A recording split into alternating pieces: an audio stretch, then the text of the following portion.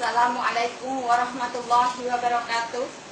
Nama saya I'anatul Mu'arrafah binti Ma'ruf. Saya berasal dari Desa Kalisala, Kecamatan Limpung, Kabupaten Batang, Jawa Tengah, Indonesia. Saya murid seorang wali. Guru saya bernama Mbah Kiai Sarif Hidayatullah atau Mbah Kiai Surif. Ia berasal dari Desa Sikandang, Comal, Pemalang. Beliau adalah jelmaan dari Sunan Derajat.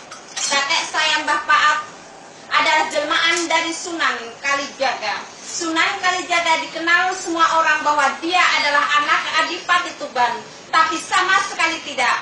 Beliau adalah anak kandung dari Eyang Sampang dan istrinya yaitu Nyai Ratu Ayu Ireng atau Nyai Ireng yang selalu mendampingi saya.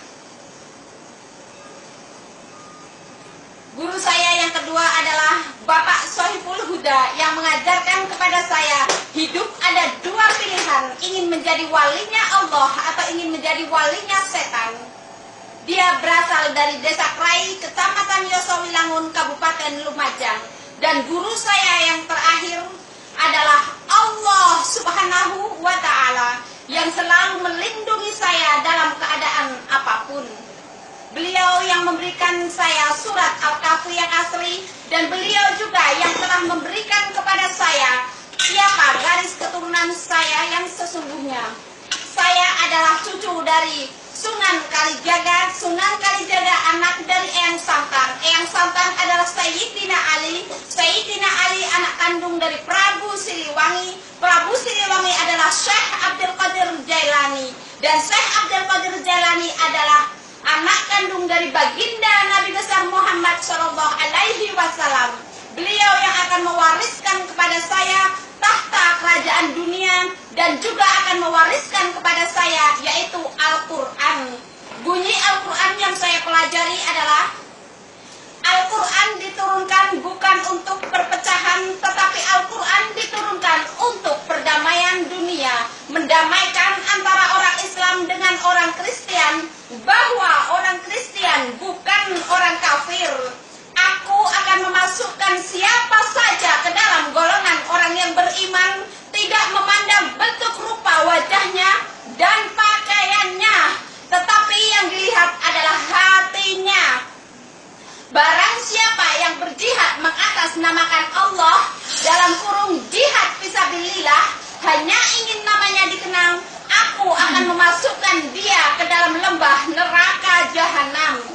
Budak sembelian itu disembunyikan di dalam rumah orang yang dianggap kafir. Ternyata dia orang yang beriman dengan dipenuhi segala kebutuhan-kebutuhan dan keajaiban-keajaiban Allah, ditemani sahabat sejatinya.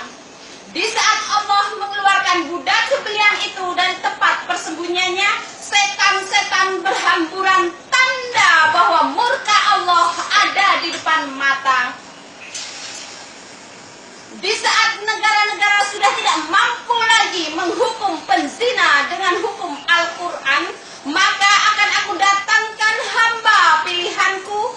Dia akan bercerita kepadamu tentang keajaiban-keajaibanku. Apabila diceritakan kepada orang yang beriman, dia akan percaya hal itu. Dan apabila diceritakan kepada orang yang munafik, dia akan berkata, itu ada pada zaman nabi-nabi saja, itu ada pada zaman dahulu kala, zaman sekarang sudah tidak ada lagi. Budak sembelian itu akan dihukum, dan yang menghukum adalah para wali dan para nabi, saudara-saudaranya, teman-temannya, sahabat karibnya, disaksikan oleh raja-raja di seluruh dunia. Di saat budak sembelian itu dihukum, maka seluruh dunia akan segera dihukum atas perbuatannya masing-masing.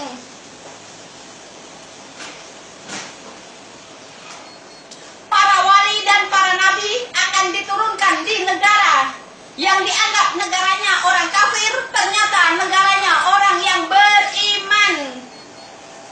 Saya akan dihukum di Masjid Darul Aman, Singapura, dan para wali, para nabi akan diturunkan di Singapura. Setelah itu, budak sembelian itu segera menikah dengan pangeran pujaan hatinya yang dia idam-idamkan sedari dulu kala.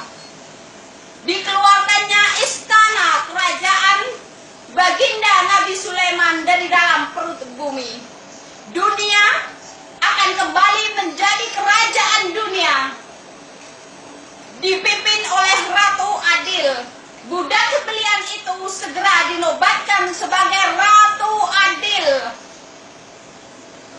Terima kasih dari saya meminta kepada seluruh dunia untuk menayangkan apa yang saya katakan hari ini, karena dengan ayat suci saya itu, saya bisa mengeluarkan Syekh Siti Jenar, Dajjal, dan istrinya yaitu Nyi Blorong dari tempat persembunyiannya. Saya meminta agar televisi-televisi, juga masjid-masjid untuk menayangkan berita ini, bahwa Ratu Adil sudah datang, setan-setan berhamburan, tanda bahwa murka Allah ada di depan mata.